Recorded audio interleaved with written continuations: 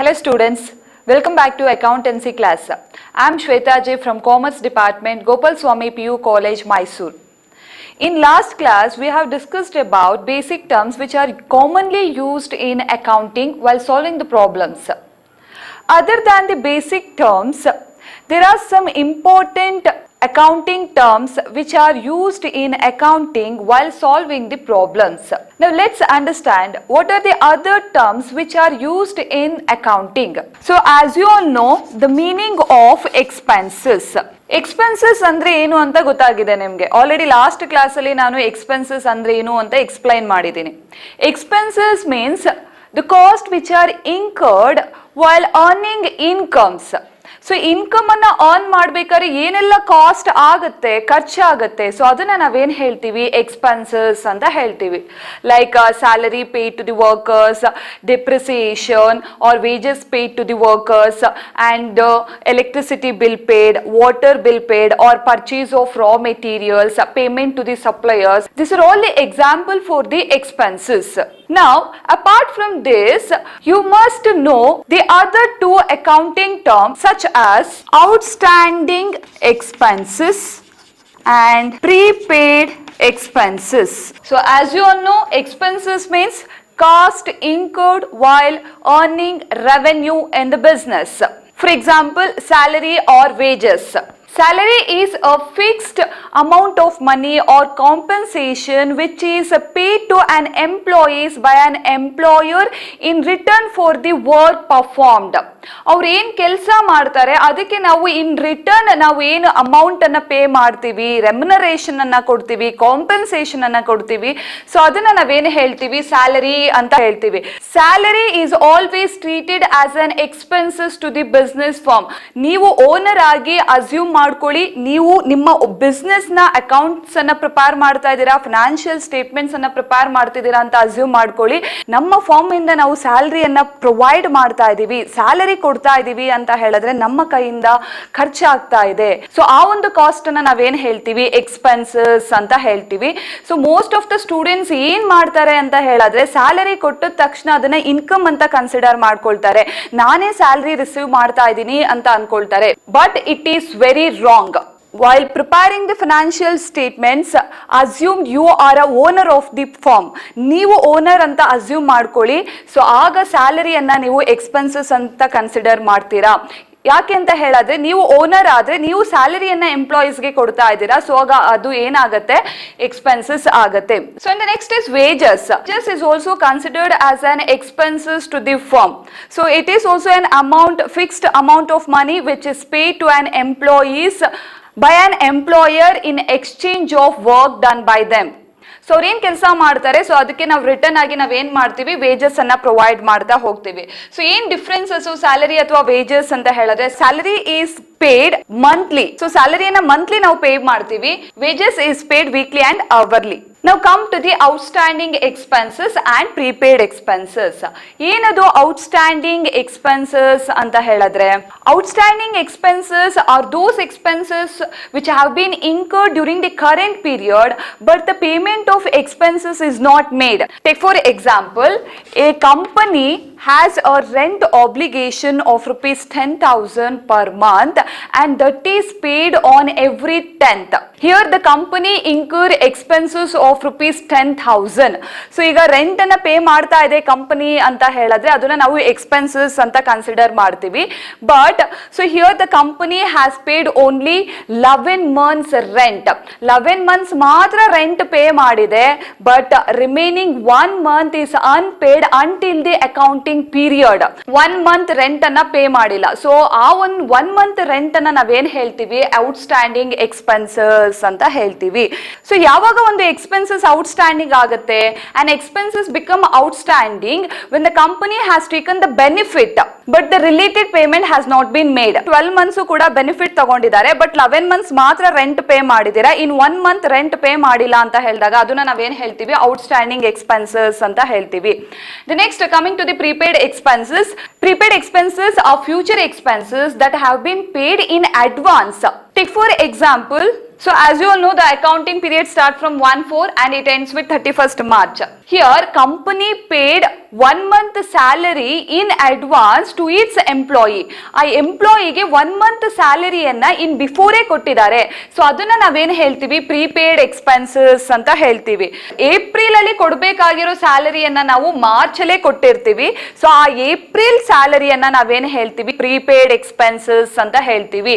ನಾವಿನ್ನು ಅದರಿಂದ ಆ ಎಂಪ್ಲಾಯಿಯಿಂದ ಏಪ್ರಿಲ್ ಮಂತ್ ಅಲ್ಲಿ ಏನು ಬೆನಿಫಿಟ್ ತಗೊಂಡಿಲ್ಲ, ಆದ್ರೂ ಕೂಡ ಆ ಮಂತ್ ಸ್ಯಾಲರಿಯನ್ನ ಅವನಿಗೆ ಪ್ರೊವೈಡ್ ಮಾಡ್ತಾ ಇದೀವಿ. So prepaid expenses are the future expenses that have been paid in advance. In advance ನಾವೇನ್ ಎಕ್ಸ್ಪೆನ್ಸಸ್ ಅನ್ನ ಬೇರ್ ಮಾಡ್ತೀವಿ ಅದನ್ನೆಲ್ಲ ನಾವೇನ್ ಹೇಳ್ತೀವಿ, ಪ್ರೀಪೇಡ್ ಎಕ್ಸ್ಪೆನ್ಸಸ್ ಅಂತ ಹೇಳ್ತೀವಿ. So here the amount of prepaid part should be deducted from the concerned expenses in profit and loss account, and again this prepaid expenses should be recorded on the asset side of the balance sheet. So in simple, prepaid expenses is treated as an asset. Outstanding expenses is always treated as a liability. Keep it in your mind, outstanding expenses anna ನಾವು liability ಅಂತ consider ಮಾಡ್ತೀವಿ, whereas prepaid expenses should be treated as an asset. And the next accounting term is income. As you all know, income means some amount of money earned by selling goods and rendering services to the others. So ನಾವೇನ್ goods ಅನ್ನ sale ಮಾಡಿದ್ಮೇಲೆ ನಾವೇನ್ cash receive ಮಾಡ್ತೀವಿ ಅದನ್ನ ನಾವೇನ್ ಹೇಳ್ತೀವಿ, income ಅಂತ ಹೇಳ್ತೀವಿ. So here also apart from the income you must know income received in advance, outstanding income. So income ಅಂದ್ರೆ ಏನು ಅಂತ ಇವಾಗ ಗೊತ್ತಾಗಿದೆ. ಅಂಡ್ ನೆಕ್ಸ್ಟ್ ಅಕೌಂಟಿಂಗ್ ಟರ್ಮ್ ಯಾವ್ದು, income received in advance and outstanding income. So what's the meaning of income received in advance? Sometimes earned revenue is belong to a future accounting period which is received in the current accounting period. Next accounting period ಅಲ್ಲಿ receive ಮಾಡಬೇಕಾಗಿರೋ income ಅನ್ನ current accounting period ಅಲ್ಲಿ receive ಮಾಡಿದ್ರೆ so ಅದನ್ನ ನಾವೇನ್ ಹೇಳ್ತೀವಿ, income received in advance ಅಂತ ಹೇಳ್ತೀವಿ. So the current accounting period 1/4/2019 to 31st March 2020. ನಾನು ಎಕ್ಸಾಂಪಲ್ ತಗೊಳ್ತಾ ಇದ್ದೀನಿ. ನೆಕ್ಸ್ಟ್ ಏಪ್ರಿಲ್ ಅಲ್ಲಿ ರಿಸೀವ್ ಮಾಡಬೇಕಾಗಿರೋ ಇನ್ಕಮ್ ಅನ್ನ ಪ್ರೀವಿಯಸ್ ಮಂತ್ ನಾವು ರಿಸೀವ್ ಮಾಡಿದ್ರೆ ಅದನ್ನ ನಾವೇನ್ ಹೇಳ್ತೀವಿ, ಇನ್ಕಮ್ ರಿಸೀವ್ಡ್ ಇನ್ ಅಡ್ವಾನ್ಸ್ ಅಂತ ಹೇಳ್ತೀವಿ.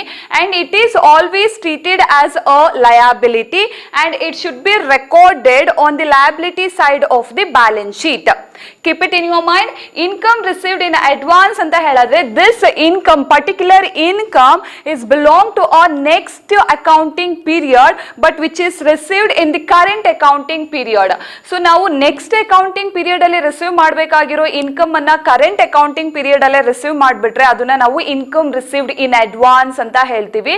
ಅಂಡ್ ಅದನ್ನ ಎಲ್ಲಿ ರೆಕಾರ್ಡ್ ಮಾಡಬೇಕು, ಬ್ಯಾಲೆನ್ಸ್ ಶೀಟ್ ಅಲ್ಲಿ ಲಯಬಿಲಿಟಿ ಸೈಡ್ ಅಲ್ಲಿ ರೆಕಾರ್ಡ್ ಮಾಡಬೇಕು.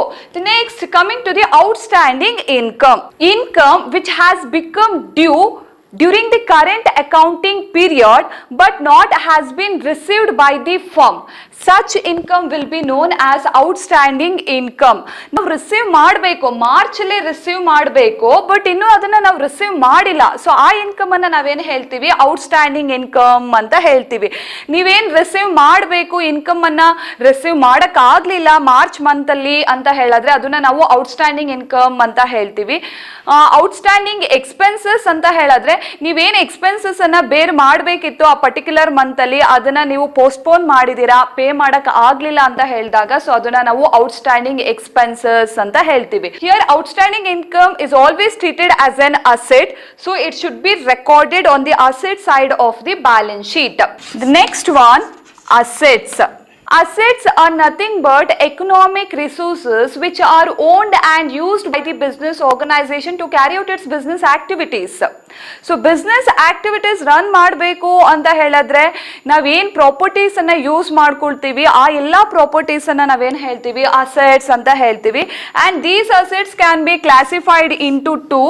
One is fixed assets and the second one is current assets. In last class I explained you about the current assets and the fixed assets. So ಏನದು fixed assets ಅಂತ ಹೇಳಿದ್ರೆ fixed assets are those assets which are used for a longer period of time in an organization will be known as fixed assets.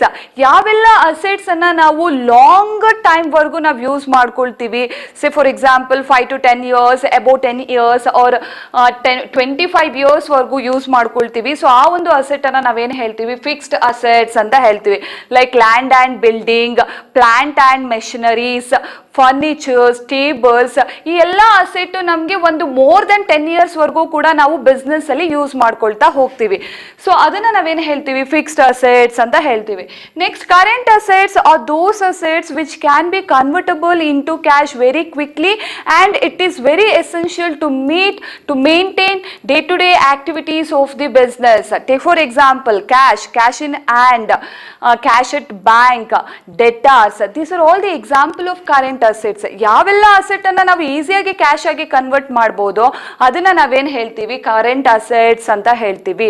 Like raw materials ಇದೆ ನಮ್ಮ ಹತ್ರ ಅಂತ ಹೇಳಿದ್ರೆ ನಾವೇನ್ ಮಾಡ್ಬೋದು, ಪ್ರಾಡಕ್ಟ್ ಆಗಿ ಕನ್ವರ್ಟ್ ಮಾಡಿ ಅದನ್ನ ಸೇಲ್ ಮಾಡ್ಬೋದು. That is the example for current assets. Bank ಅಲ್ಲಿ ನೀವು ಡೆಪಾಸಿಟ್ ಇಟ್ಟಿದ್ದೀರಾ ಅಂತ ಹೇಳಿದ್ರೆ ನಮ್ಗೆ ಯಾವಾಗ ಬೇಕು ಅದನ್ನ ವಿತ್ಡ್ರಾ ಮಾಡಬಹುದು. That is the example for current assets. Now let's know. So here fixed assets also can be divided into two. One is tangible asset and the second one is intangible asset. So ಏನದು tangible ಅಂತ ಹೇಳಿದ್ರೆ, tangible assets are those assets which can be touched, seen and sold. ಯಾವೆಲ್ಲ asset ಅನ್ನ ನೀವು ನೋಡಕ್ಕಾಗತ್ತೆ, ಅದನ್ನ touch ಮಾಡಕ್ಕಾಗತ್ತೆ, ಅದನ್ನ sale ಮಾಡಕ್ಕಾಗತ್ತೆ, so ಆ ಎಲ್ಲ ಅಸೆಟ್ ಅನ್ನ ನಾವೇನ್ ಹೇಳ್ತೀವಿ, ಟ್ಯಾಂಜಿಬಲ್ ಅಸೆಟ್ ಅಂತ ಹೇಳ್ತೀವಿ. So for example land and building, plant and machinery, furniture etcetera. Now coming to the intangible assets. Intangible assets are those which cannot be touched or which cannot be seen, but we can only feel the presence of the assets in an organization. Such asset will be known as intangible asset. It has no physical existence, but it has the long-term value in an organization. So ಯಾವೆಲ್ಲ asset ಅನ್ನ ನಾವು ನೋಡಕ್ಕಾಗಲ್ಲ, ಮುಟ್ಟಕ್ಕಾಗಲ್ಲ ಅಥವಾ ಅದನ್ನ touch ಮಾಡಕ್ಕಾಗಲ್ಲ, so ಆ ಎಲ್ಲ asset ಅನ್ನ ನಾವೇನು ಹೇಳ್ತೀವಿ, ಇಂಟ್ಯಾಂಜಿಬಲ್ ಅಸೆಟ್ ಅಂತ ಹೇಳ್ತೀವಿ. But it can be sold. Take for example good will, patents, copyrights, trademarks. So these are all the examples of intangible assets. These assets have no physical existence, but they have the monetary value. So ಇದಕ್ಕೆಲ್ಲಾನು ಕೂಡ monetary value ಇದೆ. ಇದನ್ನ ನೀವು ಯಾವಾಗ ಬೇಕಾದ್ರೂ sale ಮಾಡ್ತಾ ಹೋಗ್ಬಹುದು. So ಅದನ್ನ ನಾವೇನು ಹೇಳ್ತೀವಿ, ಇಂಟ್ಯಾಂಜಿಬಲ್ ಅಸೆಟ್ಸ್ ಅಂತ ಹೇಳ್ತೀವಿ. ಸೊ ನಾವು what is the meaning of goodwill? Goodwill is nothing but it is a reputation of the business. ಒಂದು ಫಾರ್ಮ್ ರೆಪ್ಯುಟೇಷನ್ ಅನ್ನ ನಾವು ಗುಡ್ ವಿಲ್ ಅಂತ ಹೇಳ್ತೀವಿ. So a patent is a type of intangible asset that grants a business the exclusive right to manufacture, sell or use a specific invention. A company can purchase the patent from the other company also, or it can invent a new product and receive patent for it. For example ನೀವೇನೋ ಒಂದು invent ಮಾಡಿರ್ತೀರಾ, ಏನೋ ಒಂದು ಕಂಡು ಹಿಡ್ದಿರ್ತೀರಾ, so ಅದಕ್ಕೆ ನಿಮ್ಗೆ own rights ಇರುತ್ತೆ, ಅದನ್ನು use ಮಾಡ್ಕೊಳ್ಳುವಂತ rights ನಿಮಗ್ ಮಾತ್ರ ಇರುತ್ತೆ. ನೀವೇನು ಇನ್ವೆಂಟ್ ಮಾಡಿರ್ತೀರಾ, ಸೊ ಅದಕ್ಕೆ ನಿಮ್ಗೆ ಪೇಟೆಂಟ್ ಅನ್ನ ಕೊಡ್ತಾ ಇರ್ತಾರೆ ಗವರ್ನಮೆಂಟ್ ಇಂದ, ರೆಸ್ಪೆಕ್ಟಿವ್ ಗವರ್ನಮೆಂಟ್ ಇಂದ ನಿಮ್ಗೆ ಪೇಟೆಂಟ್ ಕೂಡ ಸಿಗುತ್ತಾ ಹೋಗುತ್ತೆ. Such intangible asset will be called as patents. And come to the copyrights. Copyright refers to the right of a person to publish a book or an article. For example ನೀವು ಒಂದು book ಬರ್ದಿರ್ತೀರಾ, so ಆ ಬುಕ್ಕನ್ನು publish ಮಾಡೋ right ಯಾರು ಬರ್ದಿರ್ತಾರೆ ಅವ್ರಿಗೆ ಮಾತ್ರ ಇರುತ್ತೆ. So ಆ ಪಬ್ಲಿಷ್ ಮಾಡೋ ರೈಟ್ ಅನ್ನ ನೀವು ಯಾರಿಗೆ ಬೇಕಾದ್ರೂ ಸೇಲ್ ಮಾಡ್ಬೋದು. So such intangible asset will be known as copyrights. And next the trademarks. A trademark is nothing but it is a design, symbol or a logo which is used in connection with the particular product or a business. For example ಮೆಕ್ಡೊನಾಲ್ಡ್ಸ್ಗೆ ಒಂದು trade mark ಇರುತ್ತೆ, and IBMಗೆ ಒಂದು trade mark ಇರುತ್ತೆ, ರಿಬಾಕ್ಗೆ right mark trade marks ಇರುತ್ತೆ. So ಈ trade mark ಅನ್ನ ಯಾರು ಕೂಡ ಕಾಪಿ ಮಾಡಬಾರ್ದು, ಅದಕ್ಕೆ ಆ ಕಂಪನಿದ್ ಮಾತ್ರ ರೈಟ್ ಇರುತ್ತೆ, ಅದನ್ನ ಯೂಸ್ ಮಾಡ್ಕೊಳ್ಳುವಂತ ರೈಟ್ ಆ ಕಂಪನಿಗೆ ಮಾತ್ರ ಇರುತ್ತೆ, ರೆಸ್ಪೆಕ್ಟಿವ್ ಕಂಪನೀಸ್ ಮಾತ್ರ ಇರುತ್ತೆ. Such intangible asset will be called as trade marks. And the next term is depreciation and appreciation. Depreciation means decrease in the value of an asset due to wear, tear and usage of such assets. Depreciation ಅಂತ ಹೇಳಿದ್ರೆ ನಿಮ್ಮ asset value ಕಡಿಮೆ ಆಗ್ತಾ ಹೋಗುತ್ತೆ, ಅದನ್ನ ನಾವೇನು ಹೇಳ್ತೀವಿ depreciation ಅಂತ ಹೇಳ್ತೀವಿ. ಫಾರ್ ಎಕ್ಸಾಂಪಲ್, ಯಾಕೆ ಅಸೆಟ್ ವ್ಯಾಲ್ಯೂ ಕಡಿಮೆ ಆಗುತ್ತೆ? ಒಂದು ಪ್ಲಾಂಟ್ ಪರ್ಚೇಸ್ ಮಾಡ್ತೀರಾ, ಮೆಷಿನರೀಸ್ ಅನ್ನ ಪರ್ಚೇಸ್ ಮಾಡ್ತೀರಾ, ಆ ಮೆಷಿನರೀಸ್ ಅನ್ನ ಯೂಸ್ ಮಾಡ್ತಾ ಮಾಡ್ತಾ ಏನಾಗುತ್ತೆ, ಆ ಒಂದು ವ್ಯಾಲ್ಯೂ ಕಡಿಮೆ ಆಗ್ತಾ ಹೋಗುತ್ತೆ. ಆ ಏನ್ ವ್ಯಾಲ್ಯೂ ಕಡಿಮೆ ಆಗುತ್ತಲ್ಲ, ಸೊ ಅದನ್ನ ನಾವೇನ್ ಹೇಳ್ತೀವಿ ಡಿಪ್ರಿಸಿಯೇಷನ್ ಅಂತ ಹೇಳ್ತೀವಿ. Depreciations are nothing but decrease in the actual value of the asset. For example, ಯಾವುದೋ ಒಂದು ನೀವು ವೆಹಿಕಲ್ ಪರ್ಚೇಸ್ ಮಾಡ್ತೀರಾ, ಲೈಕ್ ಹೋಂಡಾ ಆಕ್ಟಿವಾ ಪರ್ಚೇಸ್ ಮಾಡ್ತೀರಾ ಅಂತ ಅನ್ಕೊಳ್ಳಿ. ಸೊ ಆ ಹೋಂಡಾ ಆಕ್ಟಿವಾ ನೀವು ಒಂದು 3 years 5 years ಯೂಸ್ ಮಾಡ್ತೀರಾ. 5 years ಆದ್ಮೇಲೆ ಅದನ್ನ ಸೇಲ್ ಮಾಡಬೇಕು ಅಂತ ಅನ್ಕೊಳ್ತೀರಾ. ಪರ್ಚೇಸ್ ಮಾಡಬೇಕಾದ್ರೆ 1 lakh ಕೊಟ್ಟು ಪರ್ಚೇಸ್ ಮಾಡಿರ್ತೀರಾ, ಸೇಲ್ ಮಾಡಬೇಕಾದ್ರೂ ನೀವು 1 lakhಗೆ ಸೇಲ್ ಮಾಡೋಕ್ಕಾಗಲ್ಲ, ಯಾಕಂದ್ರೆ ನೀವು 5 years ಅದನ್ನ ಯೂಸ್ ಮಾಡಿರ್ತೀರಾ. ಸೊ ಆ 5 years ಏನ್ ಯೂಸ್ ಮಾಡಿರ್ತೀರಲ್ಲ, ಸೊ ಅದೇ ಆ ವ್ಯಾಲ್ಯೂ ಕಡಿಮೆ ಆಗಿರುತ್ತೆ. ಲೈಕ್ ನೀವು 1 lakh ಕೊಟ್ಟು ಪರ್ಚೇಸ್ ಮಾಡಿರ್ತೀರಾ, 5 years ಆದ್ಮೇಲೆ ಅದನ್ನ ಅವರು 50,000ಗಾದ್ರೂ ಕೇಳ್ಬೋದು ಅಂಡ್ 60,000ಗಾದ್ರೂ ಕೇಳಬಹುದು. ಸೊ ಅದನ್ನ ನಾವೇನ್ ಹೇಳ್ತೀವಿ ಡಿಪ್ರಿಸಿಯೇಷನ್ ಅಂತ ಹೇಳ್ತೀವಿ. And depreciation must be calculated in an accounting in order to find out the true profit or true financial position of the business. Whereas appreciation, so appreciation ಅಂದ್ರೆ ಏನು? Increase in the value of an asset. Depreciation ಅಂದ್ರೆ value ಕಡಿಮೆ ಆಗುತ್ತೆ, appreciation ಅಂದ್ರೆ it is increase in the value of an asset. So for example, ಯಾವುದೋ ಒಂದು land ಮೇಲೆ investment ಮಾಡಿದ್ದೀರಾ, 2019 ಅಲ್ಲಿ ಇನ್ವೆಸ್ಟ್ಮೆಂಟ್ ಮಾಡಿದ್ದೀರಾ, ಒಂದು 50 lakh ಕೊಟ್ಟು ಒಂದು ಲ್ಯಾಂಡ್ ಪರ್ಚೇಸ್ ಮಾಡಿದ್ದೀರಾ 2019 ಅಲ್ಲಿ. 5 years ಆದ್ಮೇಲೆ ಸೊ ಅದರ ಮಾರ್ಕೆಟ್ ವ್ಯಾಲ್ಯೂ ಬಂದು 1 crore ಆಗಿರುತ್ತೆ, ಡಬಲ್ ಆಗಿರುತ್ತೆ. ಸೊ ಏನ್ ಇನ್ಕ್ರೀಸ್ ಆಗತ್ತೆ, ಸೊ ಅದನ್ನ ನಾವೇನ್ ಹೇಳ್ತೀವಿ ಅಪ್ರಿಸಿಯೇಷನ್ ಅಂತ ಹೇಳ್ತೀವಿ. ಸೊ ನಾವು when the value of the asset increases then it is income to the business. ಯಾವಾಗ ಒಂದು ಅಸೆಟ್ ವ್ಯಾಲ್ಯೂ ಇನ್ಕ್ರೀಸ್ ಆಗತ್ತೆ ಆಗ ಅದು ಬಿಸ್ನೆಸ್ ಗೆ ಇನ್ಕಮ್ ಆಗತ್ತೆ. when value of the asset decreases then it is expenses to the business firm. ಯಾವಾಗ asset value ಕಡಿಮೆ ಆಗತ್ತೆ ಸೊ ಅದನ್ನ ನಾವು ಡಿಪ್ರಿಸಿಯೇಷನ್ ಅಂತ ಹೇಳ್ತೀವಿ. ಸೊ ಯಾವಾಗ ಅಸೆಟ್ ವ್ಯಾಲ್ಯೂ ಜಾಸ್ತಿ ಆಗತ್ತೆ ಅದನ್ನ ಅಪ್ರಿಸಿಯೇಷನ್ ಅಂತ ಹೇಳ್ತೀವಿ. ಸೊ ಅಪ್ರಿಸಿಯೇಷನ್ ಆದ್ರೆ ಫರ್ಮ್ಗೆ ಇನ್ಕಮ್ ಆಗತ್ತೆ, ಡಿಪ್ರಿಸಿಯೇಷನ್ ಆದ್ರೆ ಫರ್ಮ್ಗೆ ಲಾಸ್ ಆಗತ್ತೆ ಅಥವಾ ಎಕ್ಸ್ಪೆನ್ಸಸ್ ಆಗತ್ತೆ. The next term is investment. Investment refers to amount of money invested by a business on government bonds, shares, debentures, securities or any other asset in order to earn income in the future. For example, company shares ಅನ್ನ purchase ಮಾಡಿದೆ ಅಥವಾ government securities ಅನ್ನ purchase ಮಾಡಿದೆ, ಯಾವುದೋ land ಮೇಲೆ investment ಮಾಡಿದ್ದಾರೆ, ಯಾವುದೋ ಕಂಪನಿಯನ್ನ ಪರ್ಚೇಸ್ ಮಾಡಿದ್ದಾರೆ ಅಂತ ಹೇಳಿದ್ರೆ ಸೊ ಅದನ್ನ ನಾವೇನ್ ಹೇಳ್ತೀವಿ ಇನ್ವೆಸ್ಟ್ಮೆಂಟ್ ಅಂತ ಹೇಳ್ತೀವಿ. Such investment will be treated as an asset and it should be recorded on the asset side of the balance sheet. And the next is debtors. Very important term. Debtors means a person one who owes us money. ಯಾರು ನಮ್ಗೆ ಸಾಲವನ್ನ ಕೊಡಬೇಕಾಗಿರುತ್ತೋ ಅವರನ್ನ ನಾವೇನ್ ಹೇಳ್ತೀವಿ ಡೆಟಾರ್ಸ್ ಅಂತ ಹೇಳ್ತೀವಿ. The amount due to us from our debtors will be considered as debt. ನಮ್ಗೆ ಎಷ್ಟು ಅಮೌಂಟ್ ಕೊಡ್ಬೇಕಾಗಿರುತ್ತೋ ಔಟ್ಸೈಡರ್ ಸೊ ಅದನ್ನ ನಾವೇನ್ ಹೇಳ್ತೀವಿ ಡೆಟ್, ಸಾಲ ಅಂತ ಹೇಳ್ತೀವಿ. So then what is the meaning of bad debts?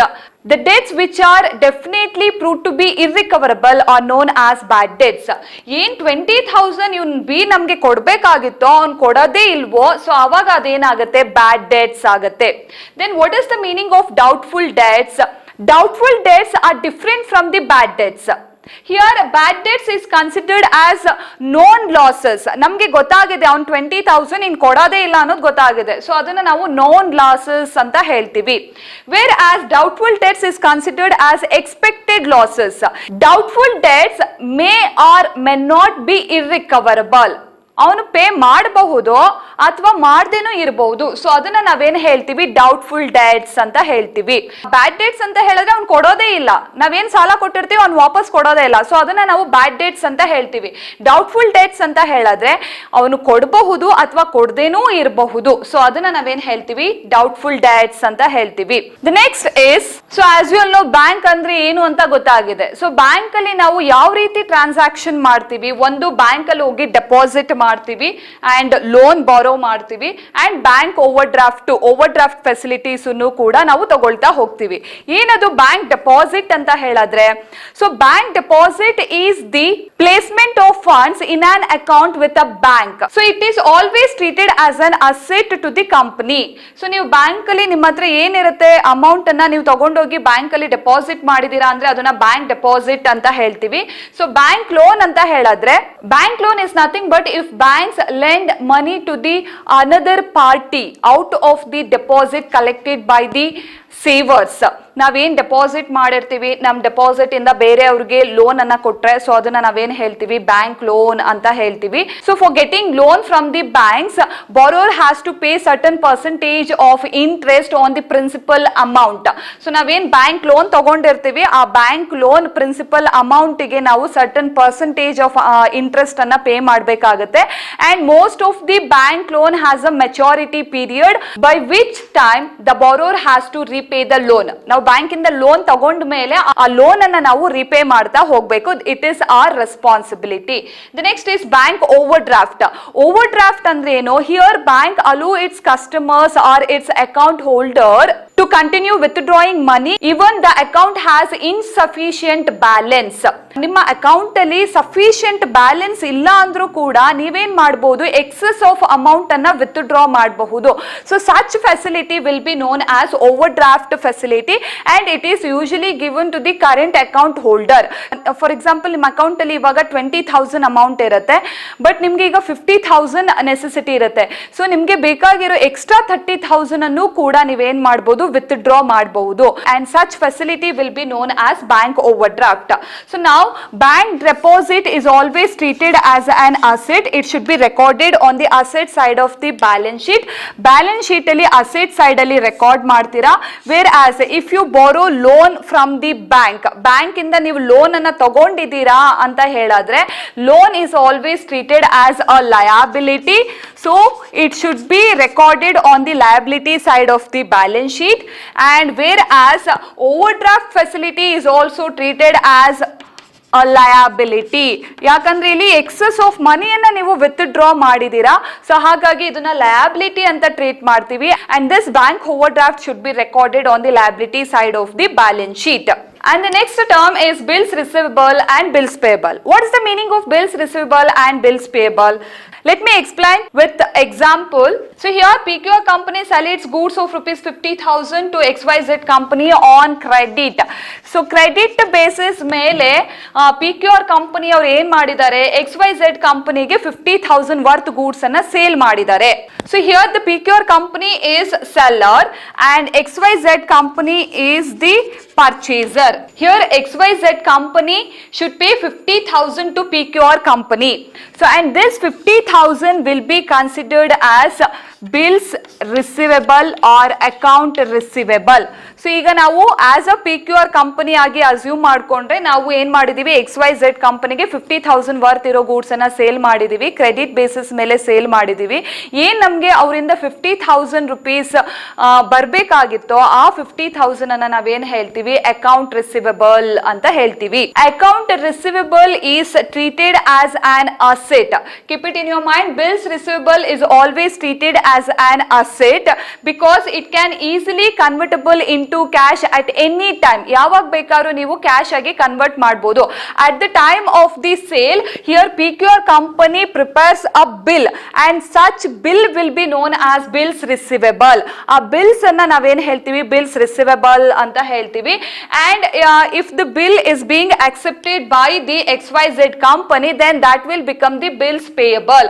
So ಅದನ್ನ ನಾವೇನ್ ಹೇಳ್ತೀವಿ, ಬಿಲ್ಸ್ ಪೇಯಬಲ್ ರಿಸಿವೇಬಲ್ ಅಂತ ಹೇಳ್ತೀವಿ. Bills receivable and bills payable exactly opposite of each other. So here bills receivable is belong to the PQR company, whereas bills payable is belong to the XYZ company.